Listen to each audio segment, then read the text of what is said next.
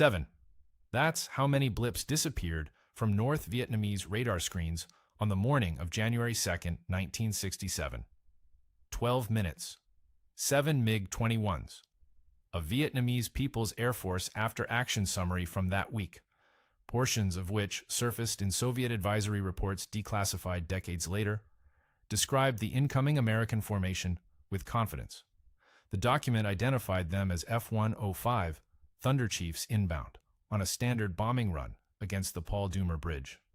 The formation profile matched. The altitude matched. So did the approach vector from Thailand. Everything about the radar picture said these were bomb-laden strike aircraft, fat with ordnance, predictable as freight trains on rails.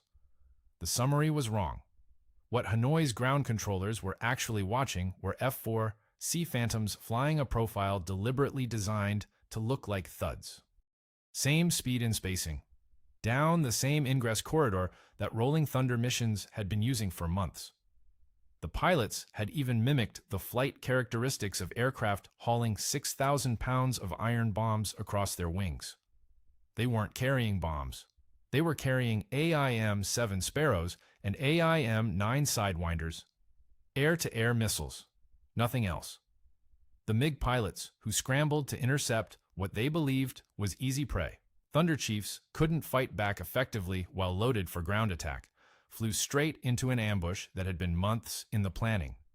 The operation had a name, Operation Bolo, and the man who designed it was Colonel Robin Olds, a 44-year-old World War II ace who'd been given command of the 8th Tactical Fighter Wing at Ubon Royal Thai Air Base, specifically because he was the kind of officer who thought like this. If this is the kind of history that keeps you watching, hit subscribe so more of it shows up, drop a like, and if you've got a connection to Ubon, to the 8th TFW, or to anyone who flew Phantoms over Route Pac 6, leave a comment. Those stories matter.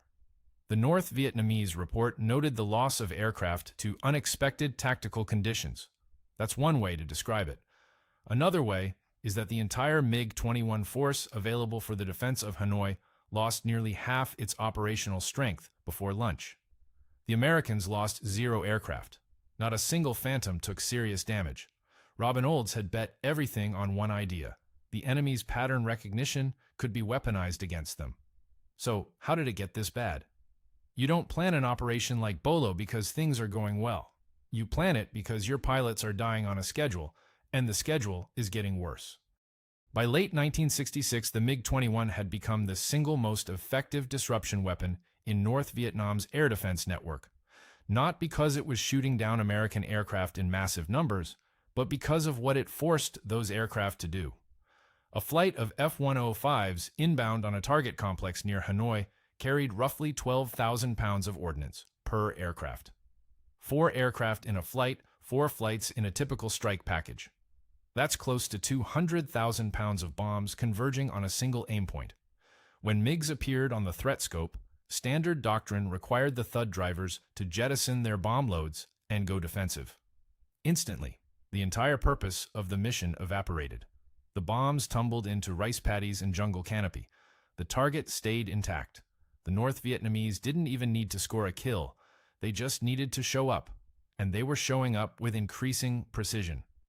The reason was a ground-controlled intercept system built almost entirely by Soviet advisors, men whose names rarely appeared in any official Vietnamese documentation, but whose fingerprints were on every tactical decision the VPAF made.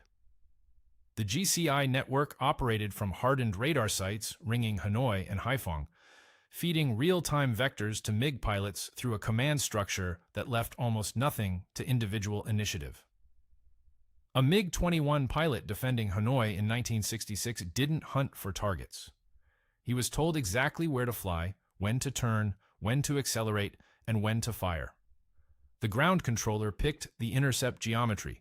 The pilot was a guided missile with a cockpit. This made the MiG-21 far more dangerous than its pilot's experience levels suggested. Most VPAF fighter pilots had fewer than 200 hours in type. Some had fewer than 100. By any Western standard, these were barely qualified aviators. But the GCI system compensated for that deficit ruthlessly.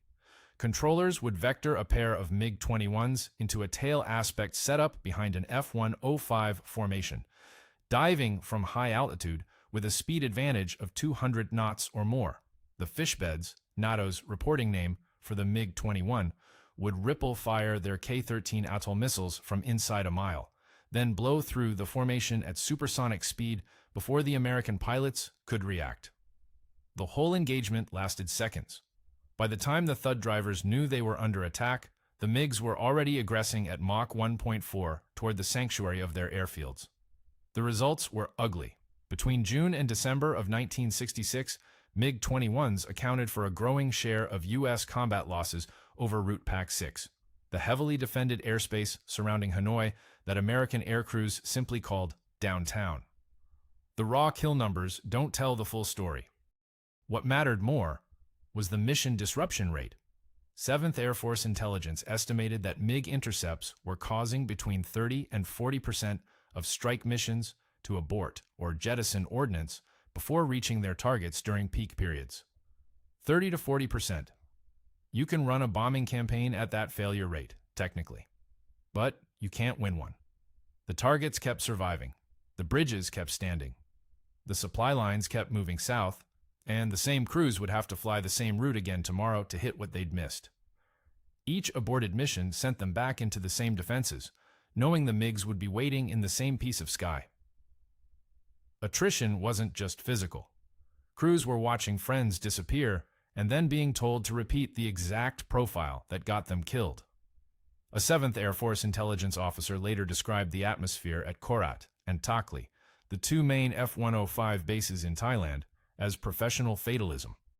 The pilots flew because they were ordered to fly. Confidence in the tactical framework had eroded to almost nothing. The F-4 Phantoms assigned as MiGCAP, combat air patrol escorts for the strike packages, were supposed to solve this problem. They didn't. The Phantom was faster than the Thud and carried radar-guided missiles, with a dedicated weapons systems officer in the back seat to manage the intercept. On paper, a MiGCAP flight should have shredded any MiG foolish enough to approach the formation. In practice, the engagement geometry almost always favored the defenders. The GCI controllers simply routed their MiGs around the escort screen, attacking the bomb-laden Thuds from angles the Phantoms couldn't cover in time. The escorts were chasing ghosts while the strikers bled. Robin Olds arrived at Ubon in September of 1966. He watched this happen for 3 months before he decided to change the rules. At West Point, the man had been untouchable. Class of 1943, varsity football. The kind of cadet who made the institution look good in photographs. He'd graduated directly into a P-38 Lightning, and by the end of World War II, had 13 confirmed kills over Europe, 4 of them in a single engagement over Germany in August of 1944. Robin Olds came home at 23 years old with enough aerial victories to qualify as a triple ace and a reputation as one of the most aggressive fighter pilots the Army Air Forces had ever produced. The Pentagon rewarded him by trying to turn him into a bureaucrat. At Langley, at the Air Staff offices in Washington, in a succession of desk assignments that stretched across the 1950s, Olds watched his contemporaries climb the promotion ladder while he stayed put. Full colonel by 1966, the same rank he'd held for years. Men who'd flown fewer combat missions, scored 0 kills, and spent the Korean War pushing paper were now wearing stars. Olds was not. The reason wasn't complicated, and Olds himself never pretended otherwise. He had a problem with authority that bordered on performance art. He argued with generals in briefing rooms and ignored uniform regulations he considered pointless.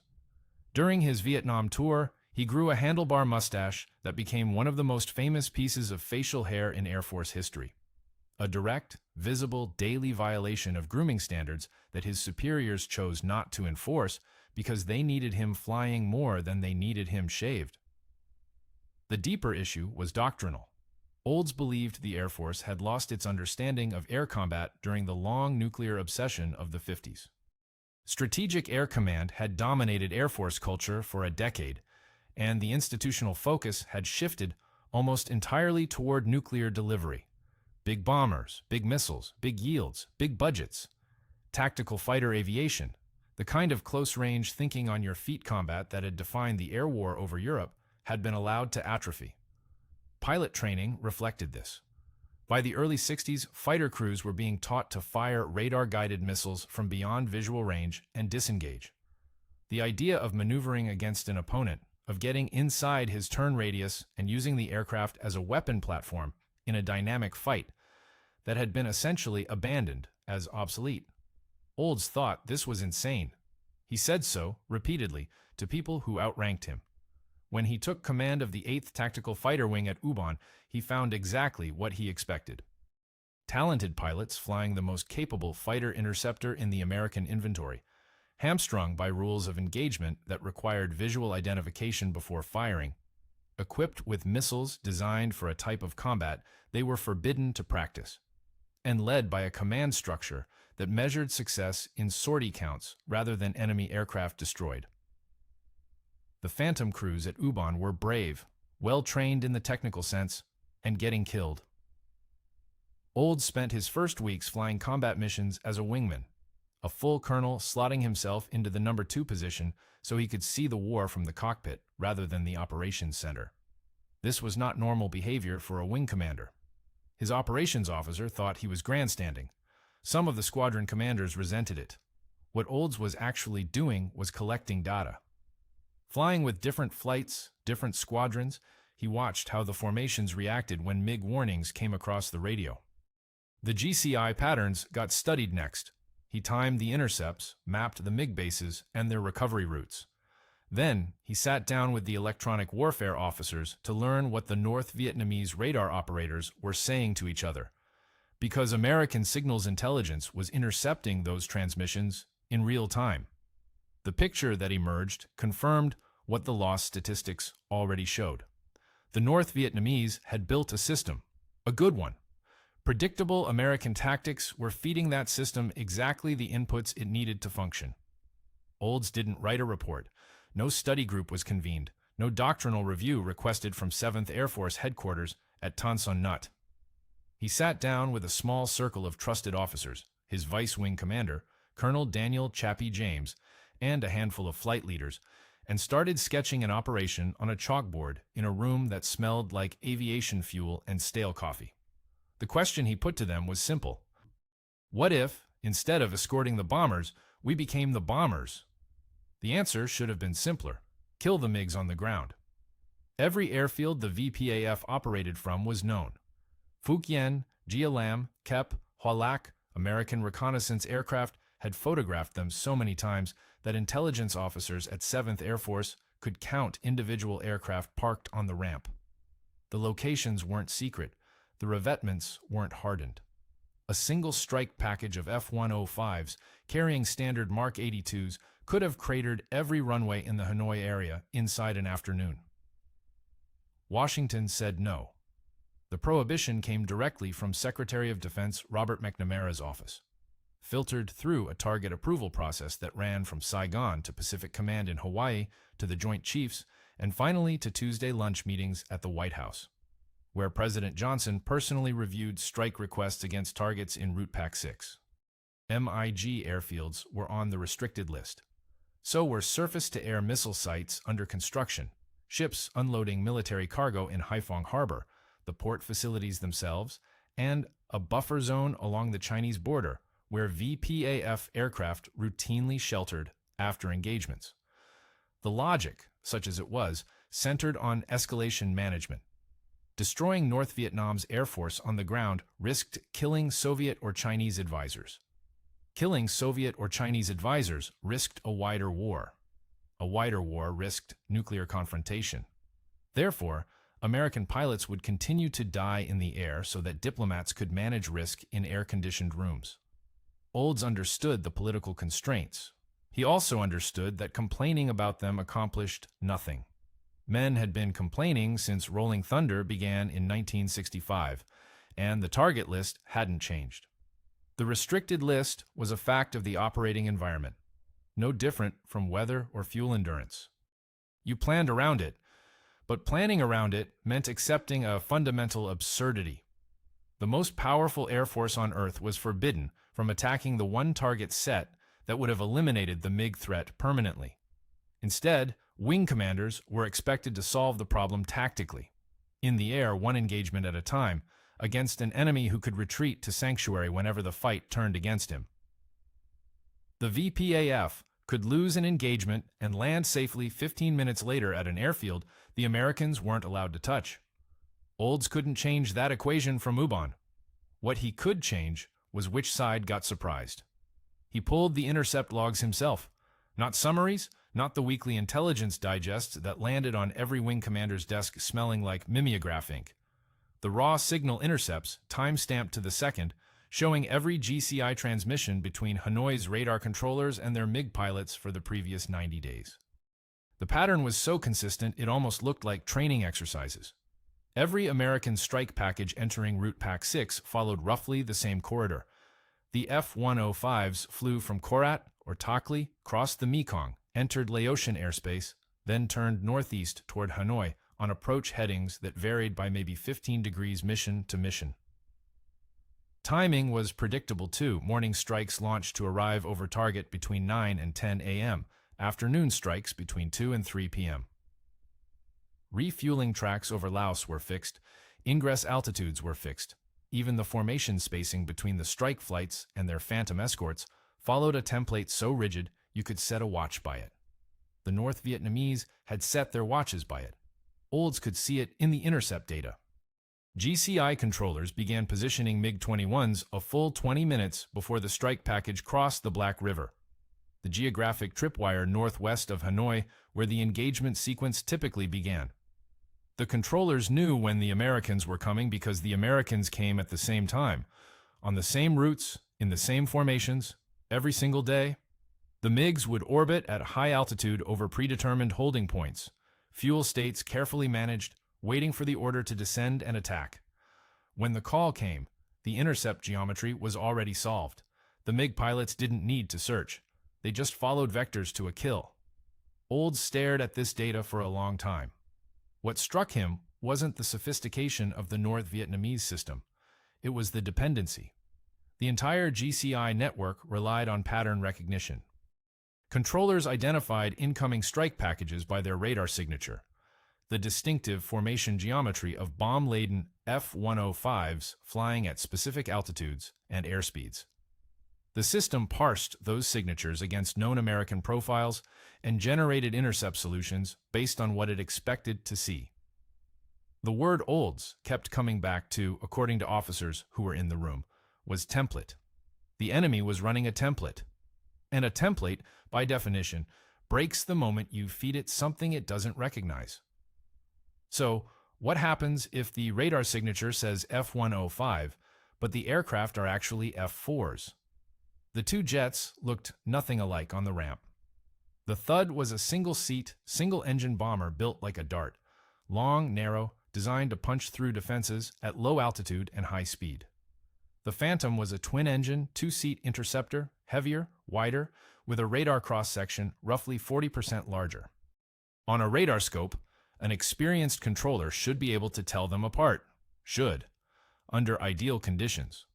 But Olds knew something the GCI controllers didn't. The QRC-160 ECM pods that F-105s carried. The electronic countermeasures equipment that partially jammed North Vietnamese radar also degraded the radar picture enough to blur the differences between aircraft types.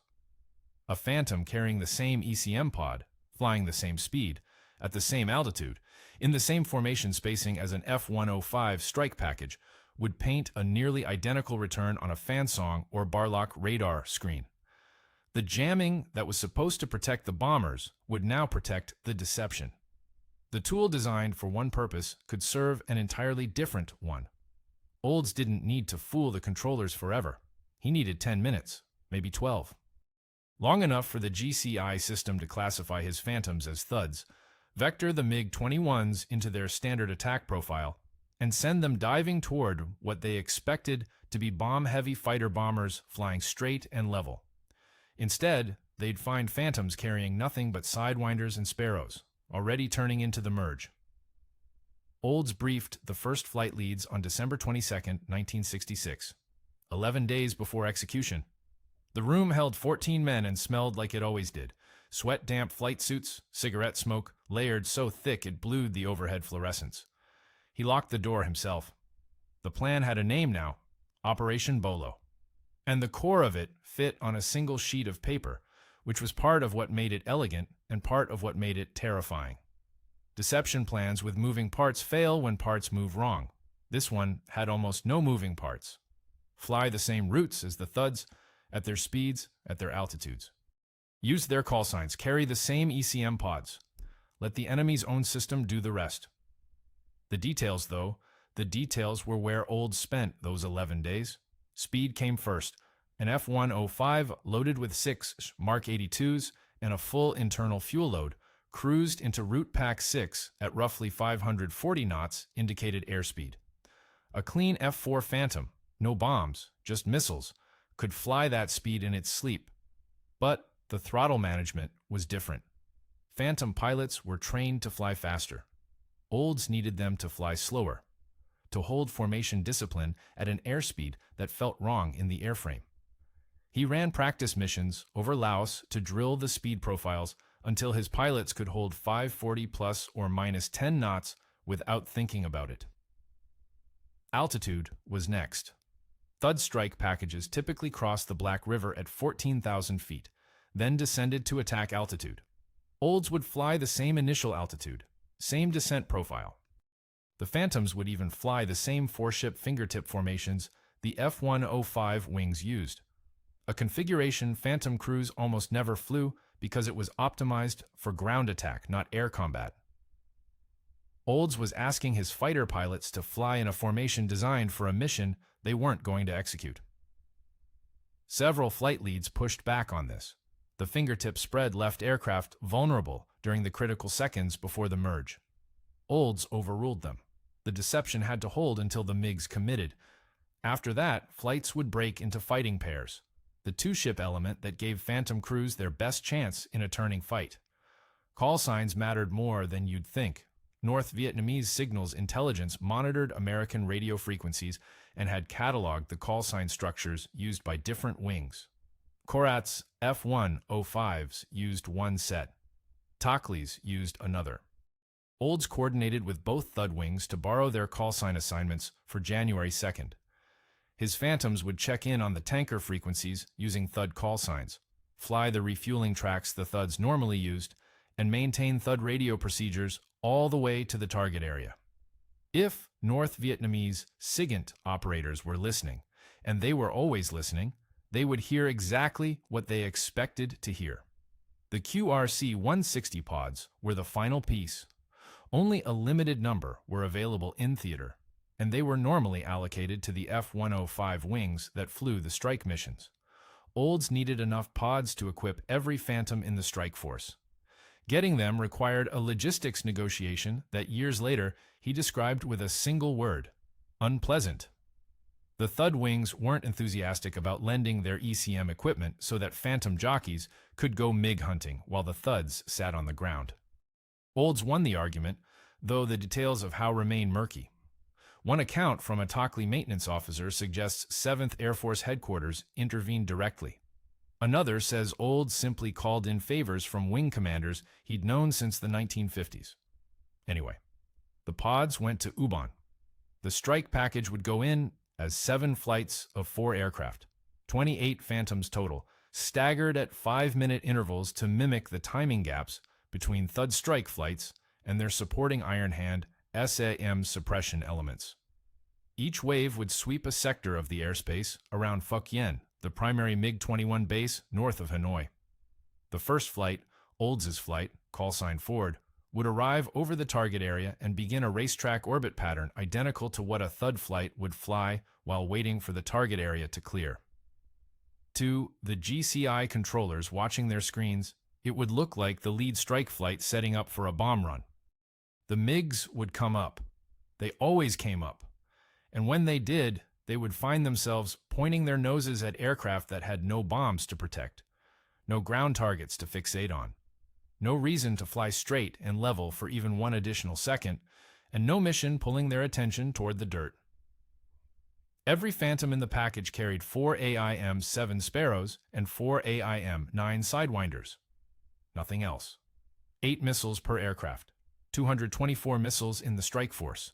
No gun pods, no bomb racks, no reconnaissance cameras or ground attack ordnance of any kind. Just radar and heat-seeking ordnance bolted to airframes flown by crews who'd been told, for the first time in months, that their only job today was to kill MiGs.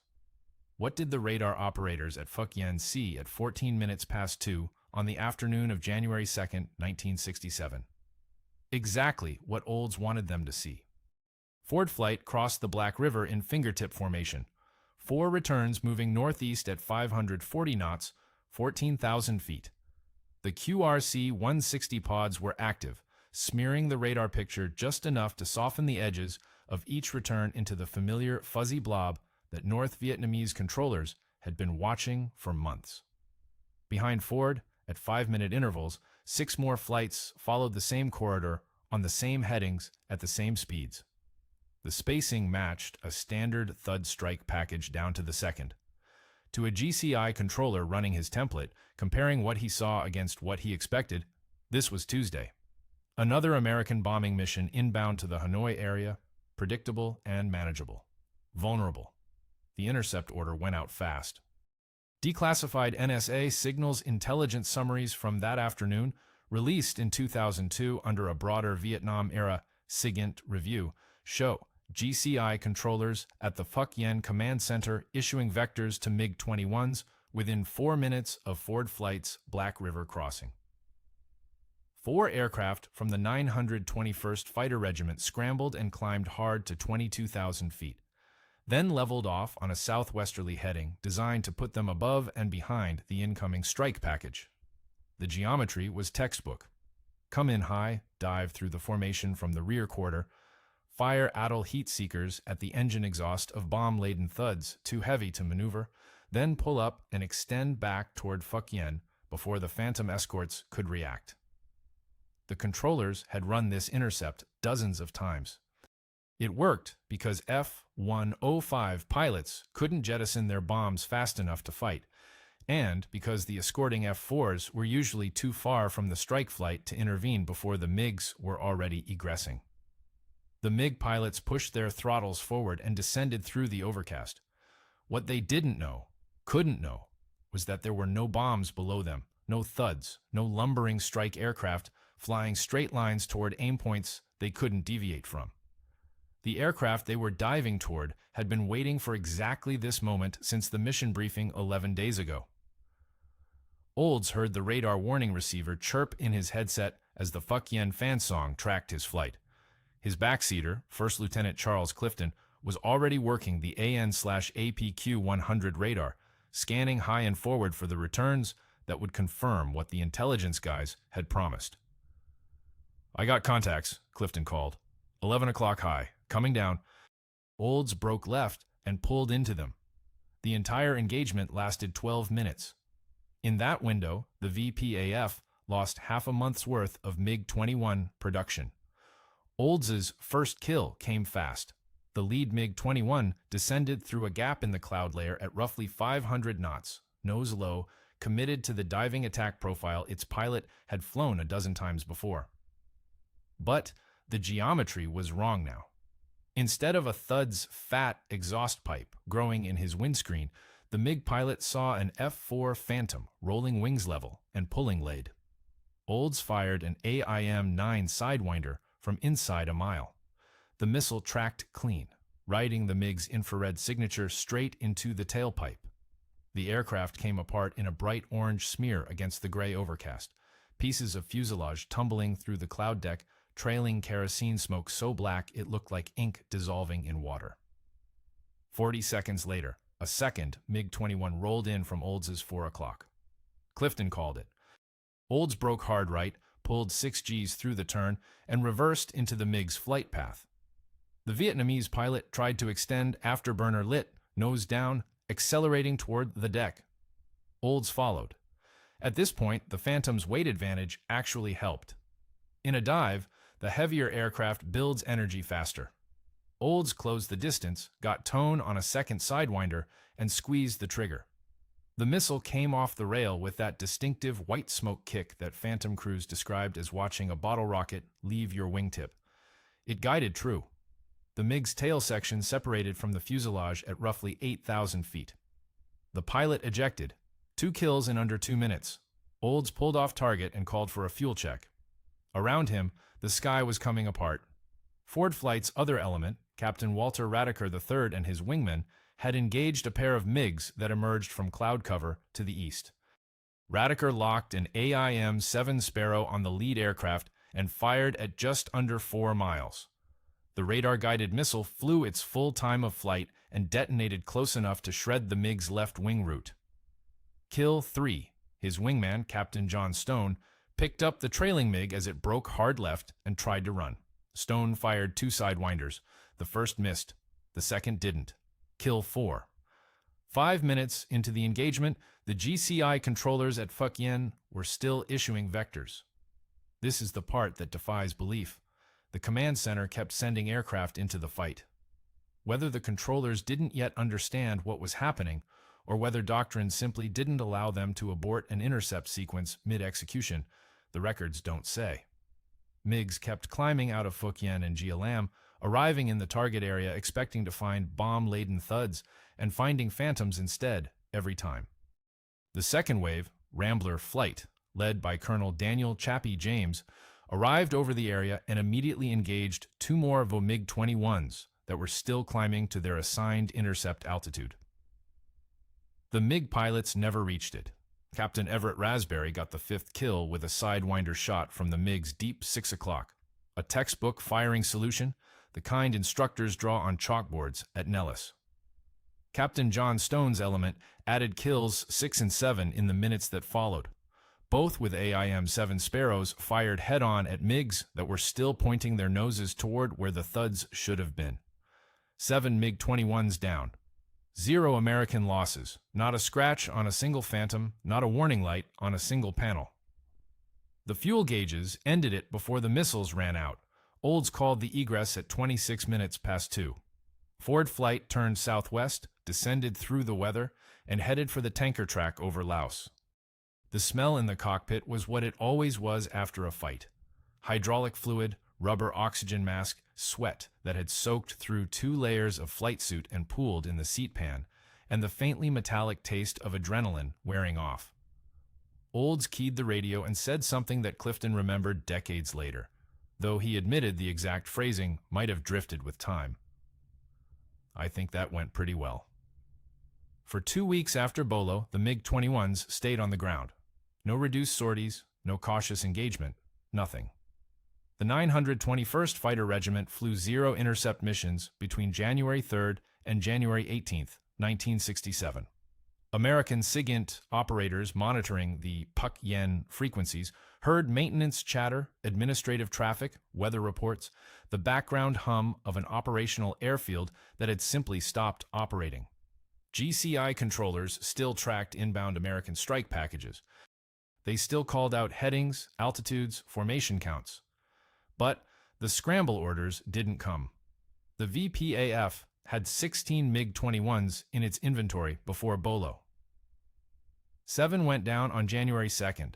You can do the math on what 9 airframes means for a fighter regiment that was already short on trained pilots. The North Vietnamese couldn't replace the aircraft quickly. Each MiG-21 came by rail from the Soviet Union through China. A logistics chain that moved at the speed of diplomatic negotiation rather than military necessity. Replacement pilots were worse.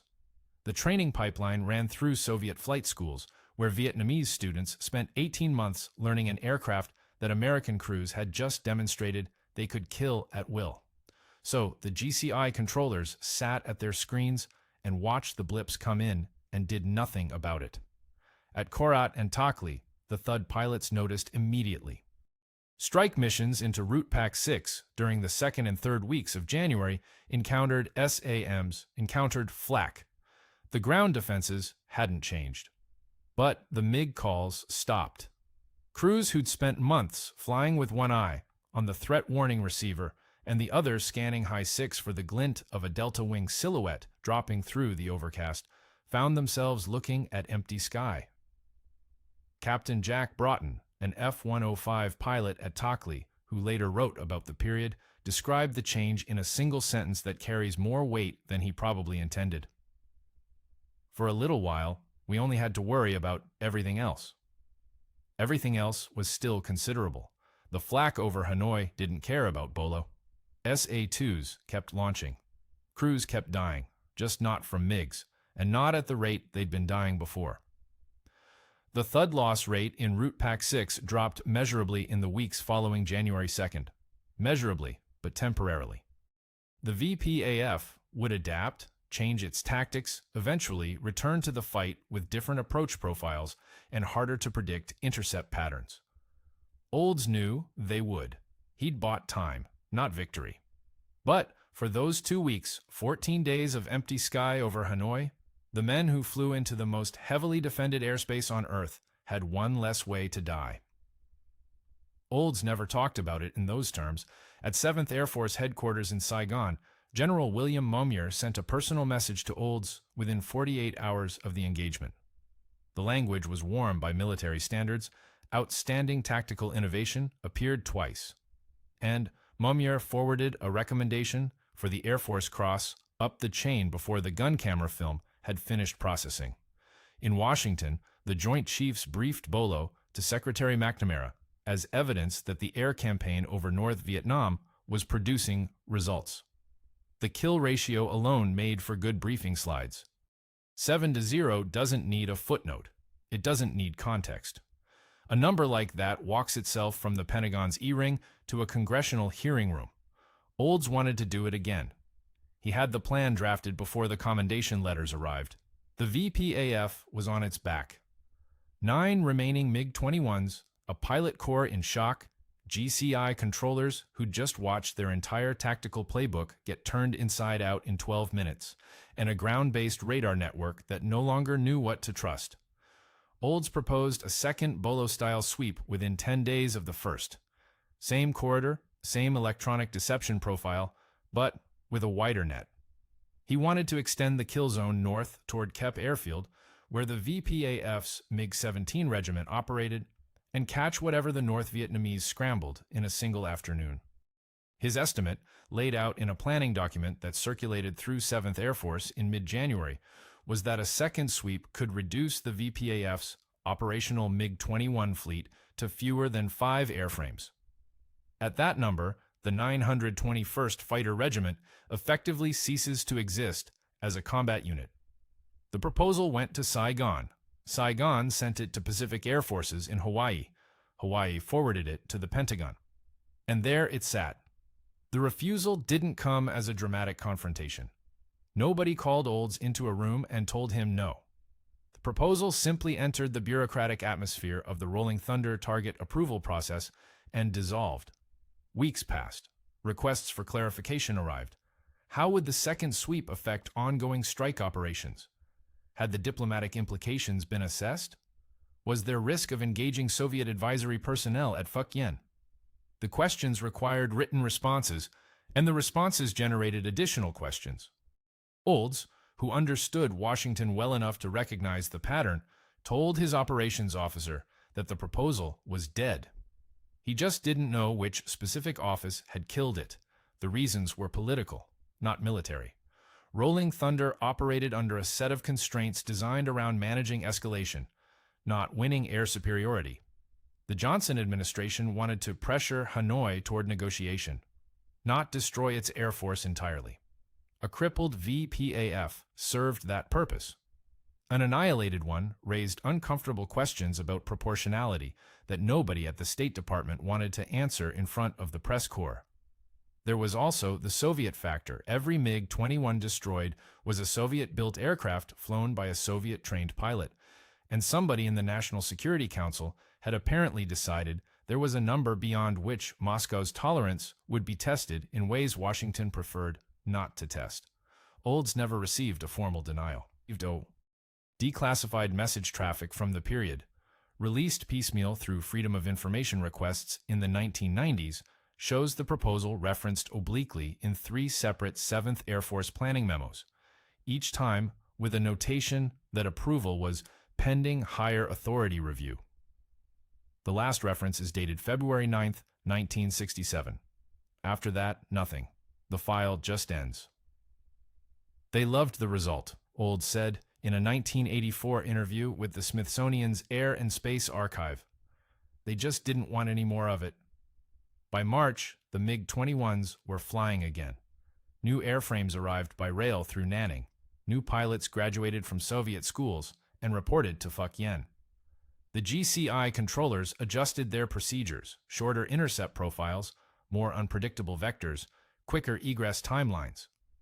The window Olds had kicked open was closing, and everyone at Ubon could feel it in the mission briefs. The loss rates crept back up. The MiG calls returned to the threat frequencies. Everything Bolo had disrupted was reconstituting itself, one sortie at a time, while a planning document gathered dust in a Pentagon office, whose occupant had probably never smelled jet fuel. The Air Force wanted to give him a star. Olds turned it down. Most people stop cold when they hear it. A full bird colonel offered promotion to brigadier general, and he said no. The reason was pure Olds. Accepting the star meant leaving Ubon and the cockpit, walking away from the war for a desk at 7th Air Force headquarters, where he'd spend his days reviewing the kind of paperwork that had killed his second Bolo proposal. He told General Momier he'd rather keep flying combat. Momier, who understood Olds better than most flag officers could, didn't push it. The star went to someone else. Olds stayed at Ubon and kept leading missions into Route Pack 6.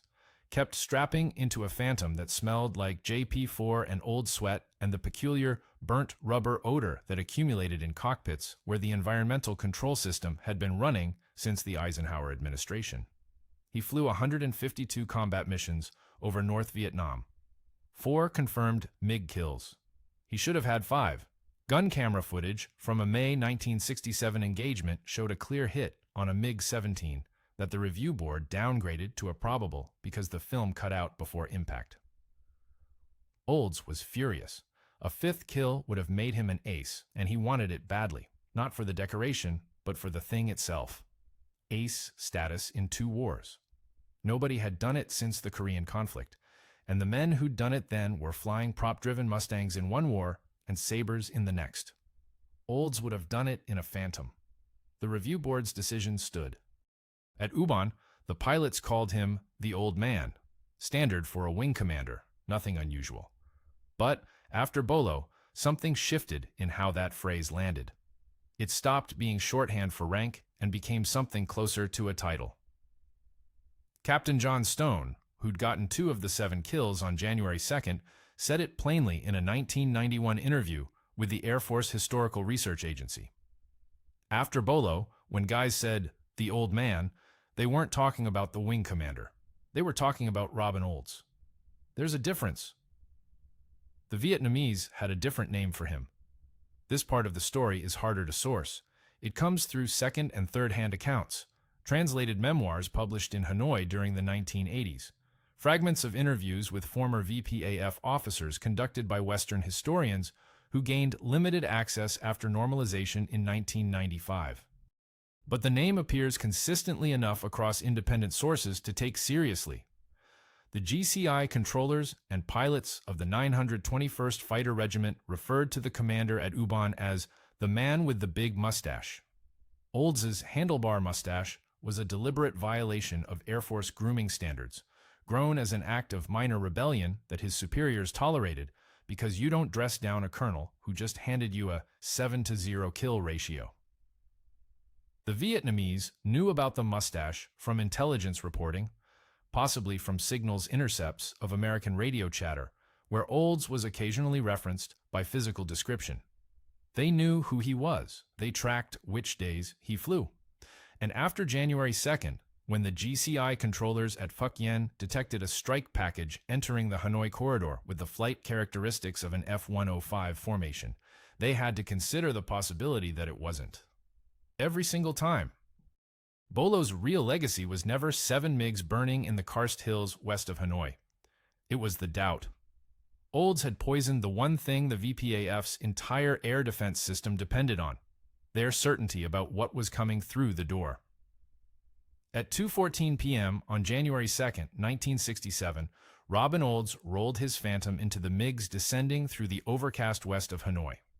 The entire engagement that followed, 7 kills, 0 losses, 12 minutes, became the most studied fighter sweep of the Vietnam War before the gun camera footage had finished its second screening at 7th Air Force Intelligence. The analysis took longer than the fight. The Air Force's Tactical Air Command published its first formal analysis of Bolo in March of 1967, a 62-page document classified secret that circulated to wing commanders across Southeast Asia and fighter training units stateside. The analysis focused on the electronic deception profile, the QRC-160 pods, the flight spacing, the radio procedures that made Phantoms look like thuds on North Vietnamese radar.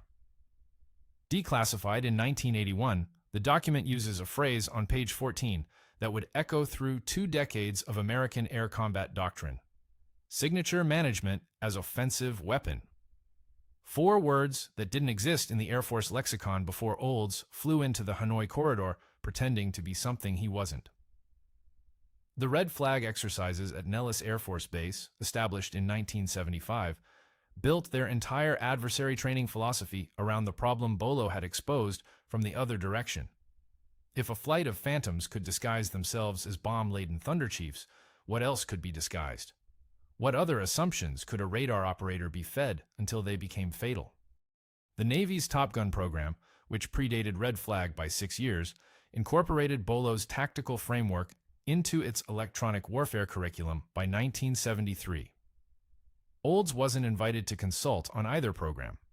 By then, he'd been rotated stateside, promoted to brigadier general despite his earlier refusal. The Air Force simply waited until he was out of cockpit assignments and gave him the star whether he wanted it or not, and parked at the Air Force Academy as Commandant of Cadets. He grew the mustache back immediately. At the Academy, Olds clashed with the institutional culture so thoroughly that his tenure became its own minor legend. He told cadets the Air Force had nearly lost air superiority over North Vietnam through bureaucratic cowardice. He said it in those words, in a lecture hall, to future officers. The Pentagon was not amused. His assignment lasted 2 years. Anyway, the doctrinal impact outlasted the politics. By the time American F-15s and F-16s deployed to the Persian Gulf in 1991, electronic signature management wasn't an improvised trick pulled off by one creative colonel. It was fundamental to how the Air Force planned every major air operation. The opening night of Desert Storm used deception packages, drone swarms mimicking strike formations, and electronic profiles designed to make Iraqi radar operators see exactly what Central Command wanted them to see. The BQM-74 drone launches that preceded the first manned strikes into Baghdad were Bolo's direct descendants.